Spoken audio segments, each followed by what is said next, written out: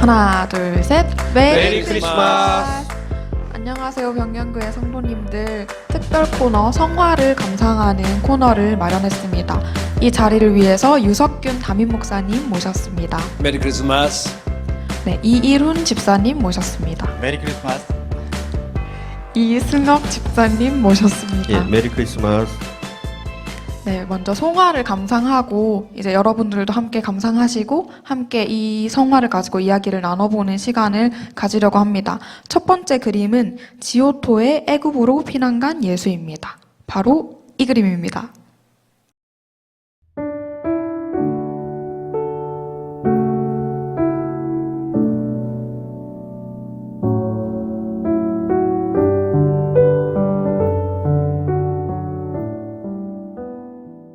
네, 여러분은 어떻게 생각하시나요? 함께 감상하시면서 그림 보시면서 함께 참여하시면 좋으실 것 같습니다. 네, 먼저 이일훈 집사님께서는 이 그림을 보고 어떻게 생각하셨는지 말씀해 주시기 바랍니다. 네, 저는 이 성화를 처음 봤거든요. 그래서 우선 제목을 통해서 유추를 해본다면 예수님께서 나시고 동방박사들도 이제 각자의 길로 돌아가고 헤롯에게 가지 않고 각자의 길로 다시 돌아가고 이제 애굽으로 피신을 가라는 천사의 말을 듣고 이렇게 앞에는 요셉 그리고 나귀를 타고 마리아와 아기 예수님께서 이렇게 가시는 모습인데 제가 보통 봤던 성화들은 인물들이 이렇게 3명만 나오는 게 다였는데 오늘 이 성화는 사실 요셉과 함께 걷는 사람도 있고 뒤에 따르는 사람도 있고 해서 좀 특별하고 좀 특이하게 저한테는 다가왔습니다.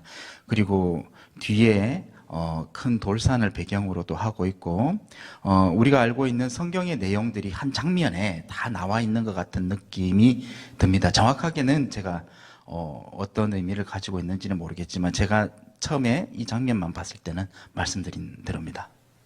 네, 감사합니다. 다음으로 이승혁 집사님께서는 이 그림을 보고 어떻게 생각하셨는지 말씀해 주시기 바랍니다.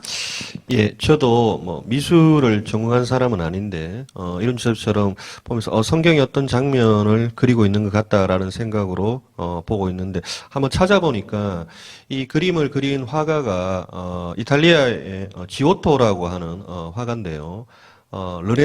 르네상스라고 여러분들 많이 들어보셨을 건데 이 지오토라고 하는 화가가 미술사에서 굉장히 중요한 의미를 가지는 화가인데 중세 말기에서 르네상스 초기에 활동한 화가인데 이 지오토부터 사람의 모습을 우리가 알고 있는 이 비례대로 그리면서 인물화를 거의 처음으로 시작한 서양 회화의 아버지라고 부르는 그런 사람인데요.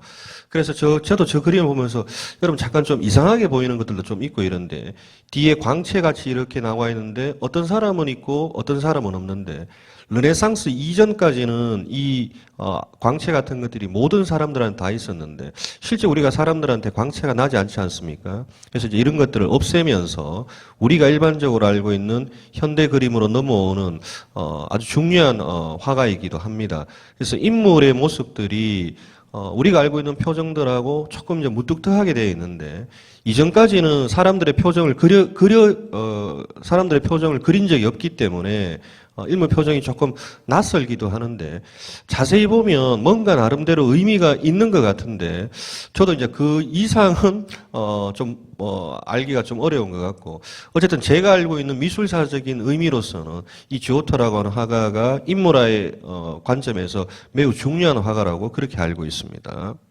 예, 고맙습니다. 네, 감사합니다. 두 분의 말씀만 들어도 벌써 유익한 시간이었는데요. 네. 이제 진짜 담임 목사님께서 이제 이 성화를 보고 신앙적으로 해석을 해주신다고 합니다. 담임 목사님. 예, 우리 지난번에 한번 감상한 적이 있죠, 그죠? 예배 시간에. 오늘은 이제 특별 크리스마스라고도 바깥 출입도 안 되고 집안에서 조금 이런 것들을 통해서 의미 있는 시간을 가졌으면 좋겠다 싶어서 특별히 급하게 그냥 이렇게 제작해 보게 됩니다. 두 분께서 이게 미술사적 입장에서 또 성경적인 배경을 통해 가지고 말씀을 해 주셔서요. 아주 의미 깊다 싶은데요. 자, 이 그림의 특징은 지오토가 두 가지 의문점을 갖게 만들어요. 예수님이 피신 사건을 그린 그림은 맞는 것 같는데 이분이 제대로 성경을 읽고 그린 건가 아니면 자기 나름대로 자기 멋대로 그냥 아름답고 예쁘게 그리려고 했는가 하는 그런 의구심을 불러일으키게 하는 그림이에요. 일단은 피신 가는 사람들 아니죠. 의상이나 그 다음에 나귀의 싱싱한 힘차 보이는 건장해 보이는 나귀 모습이나 요셉의 모습이나 그리고 뒤따르는 사람들이 서로 여유 있게 대화를 나눠요. 피신 간다 그러면 우리에서 숨어서 서둘러서 막 급하게 막 그냥 있는 것도 다 놔두고 이렇게 피신 가고 도망가야 될 것 같은데 전혀 그런 모습들이 아니다라는 거. 그 다음에 이분들의 모습이 너무나도 귀족 같은 왕족들의 행차와 같이 비치게 그리고 있어요. 이분은 성경을 제대로 읽었던 사람인가? 성경도 안 읽고 그냥 짐작해서 그린 것인가? 라는 의문을 불러일으키게 하죠. 일단은 성경은 어느 정도 읽었던 것 같기도 보여요. 그죠? 예수님이 역사의 중심이니까 예수님을 가운데, 그 다음에 예수님을 낳았던 믿음으로 성령의 잉태로 낳았던 마리아, 그 중심의 그림의 중심에 놓았고, 그리고 뒷배경의 산을 우뚝 솟게 이렇게 만들고 있어요. 그러면 성경을 전혀 모르는 것도 아닌 것처럼 보이기도 합니다. 그죠? 그런데 엄발했습니다. 피신 가는 사람답지 않다. 그런데 예수님을 중심이 되고 마리아가 중심이 되고 있다는 점, 성경을 읽은 것이네? 라고 볼 수가 있죠. 그리고 이분들이 1300년경에 이분들이 활동을 했고, 그리고 지금 역사가 이렇게 흐르는데도 불구하고 이 그림을 명화로 꽂고 있다는 점에서는 아마 성경을 모르고 자기 멋대로 그려가지고는 그런 유명한 작품이 될 수가 없겠죠. 여기에 지오토의 신학이 들어가 있고, 지오토의 믿음이 들어가 있고, 지오토의 철학이 들어가 있는 것을 보게 돼요. 그건 바로 뭘까요? 거기 두 가지 점인데요. 예수님이 피신 가는 저것은 피신이고 도망가는 그런 개념으로만 보지 말자 이거죠. 마리아는 피신 가고 그 아이들 이세 아래는 다 죽이라고 하는 헤롯의 명령이 있었다고 해서 마리아가 그런 걸 가지고 두려워 떨고 하는 그런 마리아가 아니다라는 거죠. 그보다 더 엄청난 사건이 동정녀에서 아기가 태어난다는 천사의 메시지를 듣고도 그것도 믿음으로 극복해낸 여인인데 헤롯의 그런 유아 학살령 그런 명령이 두려워서 숨어서 도망가는 그런 마리아가 아니다라는 것을 지오토가 저런 그림을 통해 가지고 우리에게 나타내 보이고 있는 것일 수도 있죠. 그리고 저들이 두렵지 않은 것은 천사가 하늘에서 나타나 가지고 저들의 길을 천사가 지켜준단 말이죠. 자, 마리아가 처녀의 잉태 소식을 들었을 때 그때도 천사가 와서 마리아에게 알려주었거든요. 그러니까 그때 알려주었던 그 천사, 오늘 피신 가는 길이지만은 함께 해주면서 나를 인도해 주신다. 그때도 나와 함께 하셨고 나를 인도해 주신다. 하나님이. 그래서 이 그림 속에서는 지오토가 마리아와 요셉 일행들의 돈독한 믿음을 우리에게 보여주고 있는 것이죠. 우리 미처 생각하지 못했던 점을 지오토는 저런 그림을 통해서 시각적으로 우리에게 나타나 보여주고 있는 것이죠. 또 하나는 이것은 그냥 피신 가는 게 아니다. 이거는 선지자들이 예언해 놓았던 그 예언의 성취다. 하나님의 약속의 성취로서 이들이 애굽으로 내려가고 있는 것이다. 헤롯의 명령 때문에 도망가는 것이 아니고 하나님의 약속, 하나님의 예언을 이루시기 위한 행렬이다. 그렇다고 보게 되면 이와 같이 그리는 것이 맞죠. 행차로 왕족의 행자인 것처럼. 그래 두 가지 의미를 우리가 담고 이 그림을 보게 된다면 아하, 지오토가 이랬었구나. 모순적인 성경을 읽었던 사람이 맞냐? 의구심에 쌓였는데 오히려 우리들보다도 더 뛰어난 성경을 읽고 영감을 얻고 이 그림을 그린 것을 볼 수가 있죠. 이런 그림을 통해서 우리의 사고도 좀 넓어지고 우리의 믿음도 좀 확장되는 그런 깨달음의 시간 되어졌으면 좋으리라 생각을 해요. 호세아 11장 1절에 보게 되면 내가 이스라엘을 사랑하여 애굽에서 불러내었거늘. 애굽에서 불러내어지려면 이들이 애굽으로 피신가 있어야 되거든요. 그 역사를 그 애원을 이루기 위한 그와 같은 행차로 지오토는 보고 있다라는 것. 네, 오케이. 와, 목사님 말씀 들으니까 정말 명화가 새롭게 보이는 것 같습니다. 그러면 목사님, 저희가 이 명화를 보고 신앙적인 점검을 혹시 어떻게 할 수 있을지 말씀해 주시기 바랍니다. 지오토라고 하는 사람이 정말 대단한 사람이라는 거, 그림을 자꾸 새겨보게 되고, 이 그림 속에 감추어져 있는, 지오토의 신앙 고백이거든요. 지오토의 신앙 고백을 보게 되게 되면, 우리가 여러 점에서 우리의 믿음을 한번 점검해 보고 도전을 받을 수 있지 않겠는가 하는 그런 생각이 들게 돼요. 저들은 위풍당당해요. 헤롯의 유아 대학설령이 떨어져 있는데도 불구하고 돈독한 믿음이 있었거든요.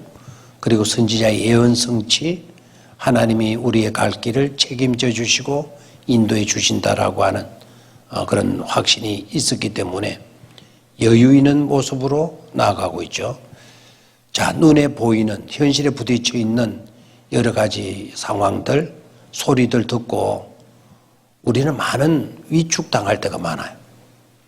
믿음은 온데간데 없고, 내가 믿어왔던 신앙 고백은 온데간데 없고, 지금 주어진 현실적인 상황, 문제만 사로잡혀가지고 근심하게 되고 고민하게 되고 침울에 빠지게 되게 되고 아주 낙심하게 되는 그런 모습을 보게 되는데, 오늘 이 그림은 그런 우리들의 믿음이 되어져서는 안 되지 않느냐. 유아 대학살령은 지금 코로나의 위협보다도 더하죠. 2살 아래의 모든 남자아이들은 다 죽여버리는 이런 비극적인 일이 어떻게 일어날 수가 있어요.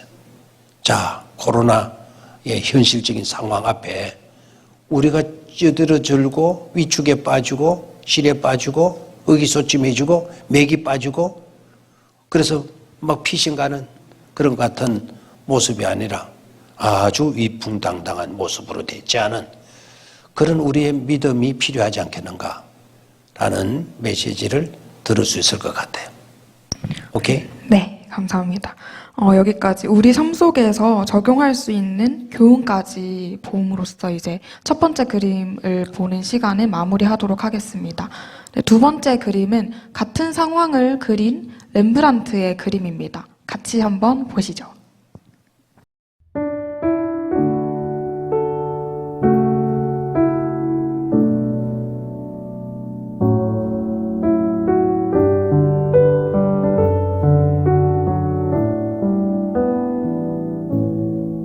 네, 두 번째 그림도 같은 제목인 애굽으로 피난 가는 예수의 렘브란트라는 화가의 그림입니다.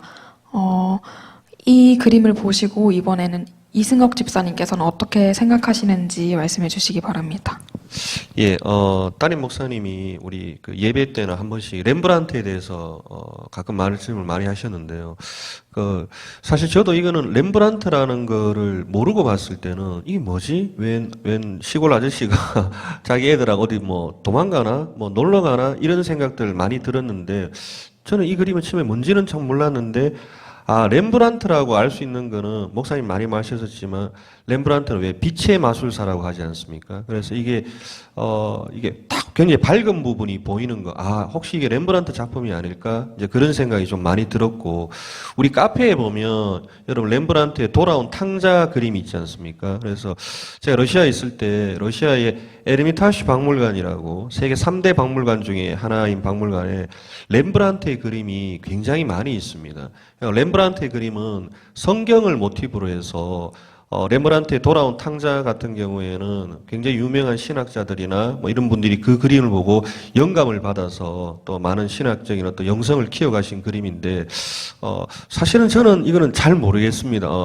웬 아저씨가 소를 끌고 가는 것 같기도 하고, 빛이 있는 것 같기는 한데, 앞에 그림과는 정말 좀 다른 느낌인데, 우리 또 집사님하고 목사님의 얘기를 좀 통해서 또 이 그림들을 좀 잘 알아갔으면 좋을 것 같습니다. 예.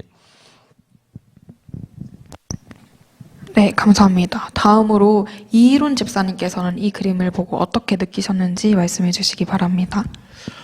네, 저도 이 성화의 작가와 제목을 몰랐다고 하면 단순히 그냥 아주 어두운 그림에 도망가고 있는 좀 암울한 분위기 속에 그런 단순한 그렇게만 생각을 할 수가 있었는데, 제목을 보고 우리가 조금 전에 앞서 봤던 우리 지오토의 성화와 좀 비교해서 지금 다시 한번 보니까 지금 바로 드는 생각이, 지오토의 그림이 환한 배경을 가지고 있다 하면 아주 깜깜하고 그 속에서 유난히 밝게 보이는 이 환한 빛이 딱 한 군데, 그다음 정면에 보이는 그 한 군데 밖에는 지금 안 보여서, 아, 이게 예수님이구나라고 하는, 아기 예수님이구나 하는 추측은 할 수가 있었습니다. 근데 전체적으로 보면 사실 앞에 있는 그림이 깔끔하고 깨끗하게 보이는데, 너무나 이게 지금 이 렘브란트의 성화는 어둡게 보여서 사실은 어떤 의미가 될지는, 또 어떤 의미를 주는지는 정확하게 저한테도 이 그림만큼 선명하게는 아직 다가오지를 근데 않고 있습니다. 그림은 잘 그린 것 같습니다. 그렇지 않습니까? 네. 아까 그 보면, 그림에 비해 가지고는 네. 그죠? 딱 움직이는 살아있는, 앞에 그림은 단순한 역동성이 조금 없다 하면 이건 아주 역동성 있게 그림은 잘 그린 것 같아요. 근데 그러니까 아까 지오토 네. 그림은 13세기 그림이고요. 이건 이제 네덜란드로 넘어와서 렘브란트가 16세기 정도 돼서 이제 그림은 되게 많이 발전이 됐고 이랬는데, 사실 저희 같은 영성으로는 저 그림이 어떤 것을 의미하는지 집사님 알겠습니까? 제가 뭘 알겠습니까? 하경이는 알겠니? 모르겠습니다. 네, 그러면 이제 담임 목사님께서 이제 어떻게 신앙적으로 볼 수 있는지 정리해 주시겠습니다. 이 그림도 우리 옛날에 또 한번 봤죠. 똑같이. 역시 그 애굽으로 피신 가시는 예수님을 그린 렘브란트의 또 하나의 유명한 작품이기도 하죠. 렘브란트는 우리 의기 집사님이 잘 말씀을 하셨는데, 이분은 신학자 가운데 신학자라고 할 수가 있어요. 화가로서의 이만큼 탁월한 신학적 그 지성을 갖고 있을까라고 하는 정말 경이적인 생각이 들기도 하는데요. 그 렘브란트가 우리 카페 앞에 달려 있는 그 돌아온 탕자, 그 사진도 우리 러시아 갔을 때 그 박물관, 다시 에르미타슈 박물관. 그 박물관에서 구입을 했어요. 저게 비쌉니다. 저게 아마 한 10만 원 가까이, 12만 원인가 그래주고 산 그림입니다. 그 돌아온 탕자 그 앞에 여러분 지금 21세기 최고의 영상가라고 하면 헨리 나우엔이잖아요. 헨리 나우엔이 바로 그 박물관에 가서 돌아온 탕자 그림 앞에서 고목이 됐다고 그러죠. 움직이지를 못하고 거기에 고목처럼 딱 버티고 서고 몇 시간이나 4시간인가 6시간인가 그 그림 앞에 그냥 서 있는 거예요. 고목처럼 서가지고 전봇대처럼. 그리고 얼마나 눈물을 쏟아부었는지 목 놓아 펑펑 울었다라고 하는 그런 재미나는 일화도 있어요. 거기에서 헨리 나우엔이 영성으로 빠지게 되게 되고 영성 신학자가 되어져서 수많은 저수를 냈고 그 책을 또 많은 분들이 읽고 영적인 많은 도움을 얻기도 하죠. 그 헨리 나우엔을 변화시킨 분이 바로 렘브란트다. 렘브란트의 탕자의 귀환이라는 그 그림인데요. 이거는 그 작품은 아니고 예고부로 피신가는 예수님 성탄에 관계된 그림 중에 하나라서 이 그림을 너무 감상하게 되는데, 이 그림의 특징, 우리 이륜 집사님도 잘 말씀을 하셨어요. 어둠과 밝음이에요. 어둠과 밝음. 밝음 속에 있는 분들이 렘브란트가 항상 주인공으로 삼는, 우리에게 뭔가를 제시하려고 하는 그런 것이 숨어져 있죠. 그래서 요셉, 마리아, 예수님, 아기 예수님 품에 안고요. 나귀를 타고 피신해 가는데 그 주변 배경들이 어둡죠. 온통 흑암의 세상이라는 것을 말해주고 있습니다. 온통 흑암의 세상에서 예수님은 빛으로 오셨다라는 것이고요. 아까 지오토의 그림하고는 완전히 대조를 이루죠. 지오토의 그림에서 예수님의 피신은 어떤 왕자의 그 행차 같은 그런 뉘앙스로 그림을 그렸지만은 이 렘브란트는 너무나 초라한 모습으로, 저 나귀도 한번 보실래요? 나귀도 보게 되면 굉장히 힘들어 보이고, 이게 한 달에 제대로 그 양식도 공급받지 못해가지고 배짱 말라 있는 뭐 비실비실하는 그런 모습으로 되어져 있어요. 그 요셉도 시골 농부, 양을 치는 사람, 목동 이렇게 그려져 있죠. 그러면 아까는 왜 지오토는 그렇게 그렸고 렘브란트는 또 이렇게 그렸는가? 렘브란트는 저렇게 오신 저분은 빛이시다.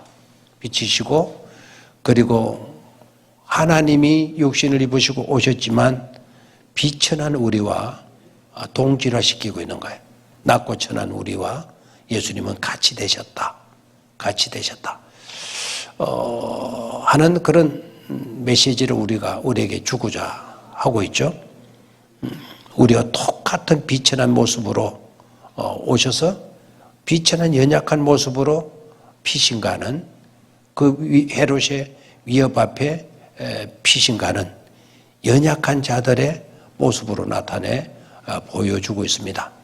자, 그것은 예수님이 그러하시다라는 게 아니고 위대하신 하나님인 예수님이 메시아로 오셔서 비천한 우리들과 똑같은 그런 삶을 사신, 비천한 우리와 함께 해주시는 예수님으로 아마 나타내 보이고 있지 않느냐, 그런 예수님으로 우리에게 말씀해 주고 있는 것 같고, 그 다음에 저들의 시선이 중요하다 그러는데요. 자, 아기 예수는 마리아는 요셉은 뭔가를 내다보고 있어요. 뭔가를 바라보고 있습니다. 그래서 아기 예수는 어머니 마리아에게, 마리아는 남편에게, 남편은 뭔가를 향하고 있죠. 그 뭔가가 바로 하나님, 믿음의 세계를 내다보고 있는 것이다라는 겁니다. 이게 유대관계예요, 유대관계. 우리가 살아가면서 상호 이와 같은 관계성이 참 중요하다. 부모로서 아이는 부모에게, 부모는 남편에게, 남편은 또 더욱더 믿음의 호주로서 뭔가를 바라볼 수 있는, 믿음의 세계를 바라볼 수 있는 그런 관계적인 것을 우리에게 말해주고 있다라는 것이고요. 그 다음에 저 요셉이가 가족을 책임져야 될 입장에 있는데, 가진 곳이라고는 한 손에는 지팡이 하나, 한 손에는 고삐를 잡고 있죠. 그래 의지할 곳이라고 하는 것은 지팡이밖에 없는, 또 나귀를, 아기 예수님을 모신 나귀를 잘 이끄는 그런 아버지의 모습으로 나타나고 있습니다.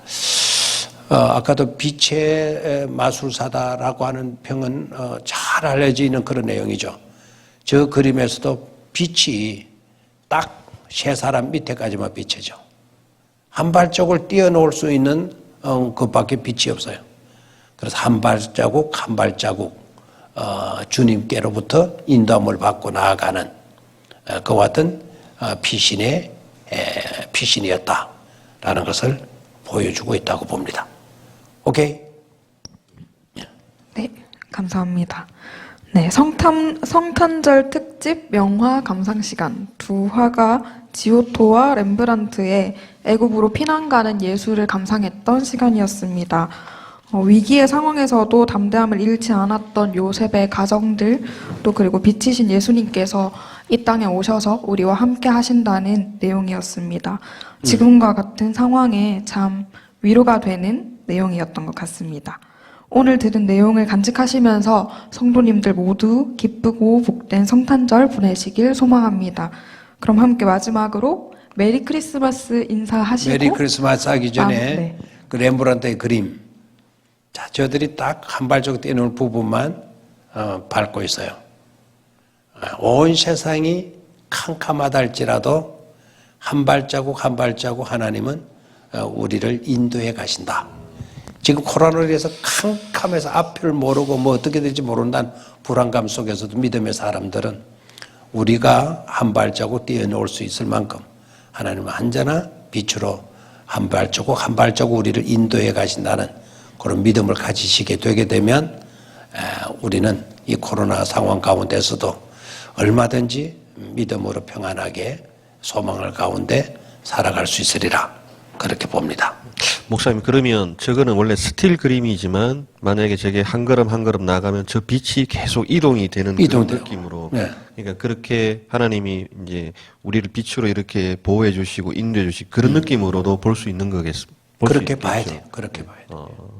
참 그런 저 자리만 딱 비추시는 게 아니고 저 자리만 성스러운 것이 아니고 그들이 나아가는 나아갈 발걸음 때마다 따라서 이렇게, 하나님은 빛으로 인도하시고 그 빛 따라서 나아가는 예수님의 일이야. 참 그러면서 렘브란트의 저 빛 저거는 정말 대단한 것 같습니다. 대단하죠.